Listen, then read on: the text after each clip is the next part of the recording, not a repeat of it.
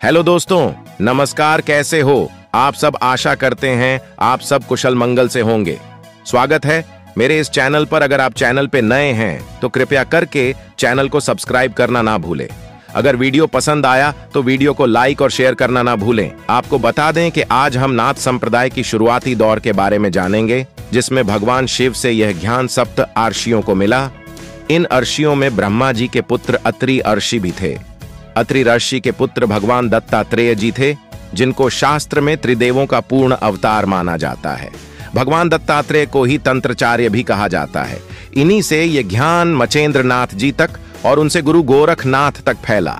भगवान दत्तात्रेय जी से ही बहुत सारे संप्रदाय निकले जो शिव और शक्ति को मानने वाले थे। इन्हीं संप्रदाय में आदि संप्रदाय है कौलाचार्य। कौलों के आचार विचार तथा अनुष्ठान के प्रकार को कौलाचार के नाम से जाता है। शाक्तमत, जो कि शक्ति को मानने वाले साधक होते हैं, इसमें 3 भावों तथा 7 आचारों का बहुत ही महत्व होती है। भाव इस प्रकार है: L1 शुभ भाव, 2 वीर भाव और 3 दिव्य भाव होता है। ये 3 भावनाओं के संकेत होते हैं। साधक अपनी साधना में तीनों भावों को अपने अंदर महसूस करता है तथा 7 आचार इस प्रकार है: वेदाचार, वैष्णवाचार, शैवाचार, दक्षिणाचार, वामाचार, सिद्धांताचार और कौलाचार। ये भावों से संबंधित 7 आचार हैं। इनमें दिव्य भाव के साधकों का संबंध कौलाचार या नाथ पंथ से है, जो साधक दैव्य भावना से अपने बाहरी विकारों का नाश करके अपने इष्ट देवता की उपासना में अपनी सत्ता को डूबा देता है और उस परम आनंद को प्राप्त करता है। उसी को तंत्र की भाषा में दिव्य कहा जाता है और साधक की मानसिक दशा को दिव्य भाव कहा जाता है। कौलाचार को तांत्रिक आचारों में सर्वश्रेष्ठ भाव माना जाता है, क्योंकि यह पूर्ण रूप से अद्वैत भावना में रमने वाला भाव है। दिव्य भाव के साधक पूर्णत लोकप्रिय व अनुसरण करने वाला है। कौलाचार्य बाहरी क्रिया का प्रधानता देते हैं।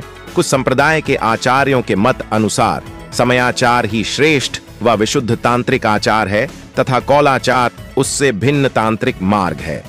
शंकराचार्य तथा उनके अनुयायी समयाचार के अनुयायी थे। वही अभिनव गुप्त तथा गौड़ ब्राह्मण शाक्त संप्रदाय के मानने वाले कौलाचार अनुयायी कहलाए।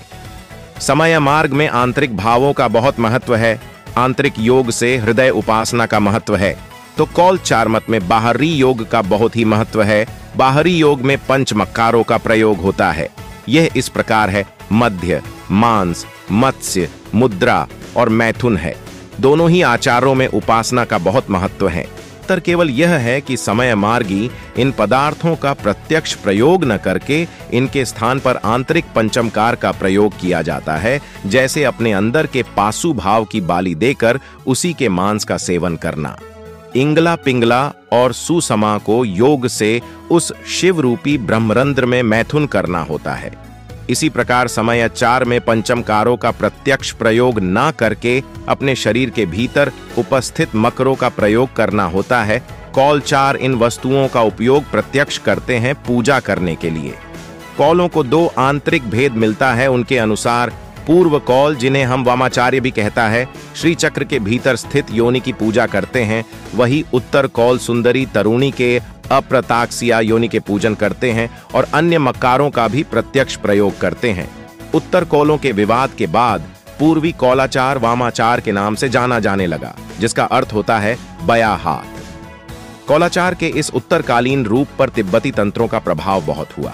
गंधर्व तंत्र, तारा तंत्र, रुद्र यामल तथा विष्णा यामल के कथानानुसार इस पूजा प्रकार का प्रचार महाचीन तिब्बत से लाकर वशिष्ठ जी ने अपनी तपस्या काम रूप में किया। प्राचीन काल में असम तथा तिब्बत का परस्पर धार्मिक आदान प्रदान भी होता रहा था। यद्यपि कौलाचार मुख्यतः एक मौखिक परंपरा थी, तथापि इस संप्रदाय ने कुछ ग्रंथों की रचना भी की। कश्मीर के कौलाचारियों के कुछ प्रमुख ग्रंथ ये हैं: सिद्ध योगेश्वरी माता तंत्र, रुद्र यमला तंत्र, कुलार्णव तंत्र, ध्यानार्णव, नित्य षोडशिका अर्णव, स्वच्छंद तंत्र, नेत्र तंत्र, तंत्र राज तंत्र, कालिकुला।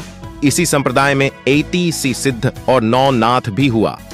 इसी कौलाचार्य के गर्भ से ही नाथ संप्रदाय की उत्पत्ति हुई।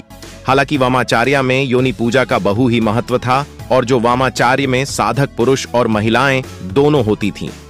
पूर्वी भारत में योनि पूजा का बहुत ही महत्व है। एल वामाचार्य में साधक और साधिका एक साथ साधना करते थे। इसी कारण साधक को भैरव तथा साधिका को भैरवी का रूप माना जाता था। साधक और साधिका एक साथ साधना कर सकते थे। इसी कारण आदि शंकराचार्य जी ने इसका विरोध किया और बहुत सारे साधक तिब्बत और नेपाल चले गए। फिर गुरु गोरखनाथ जी ने भी साधिका के साथ साधना करने से इनकार किया और घोर विरोध किया और एक नए संप्रदाय की नींव रखी, जिसका नाम नाथ संप्रदाय है। दोस्तों, अगर आपको नाथ संप्रदाय की पूर्ण जानकारी जानकर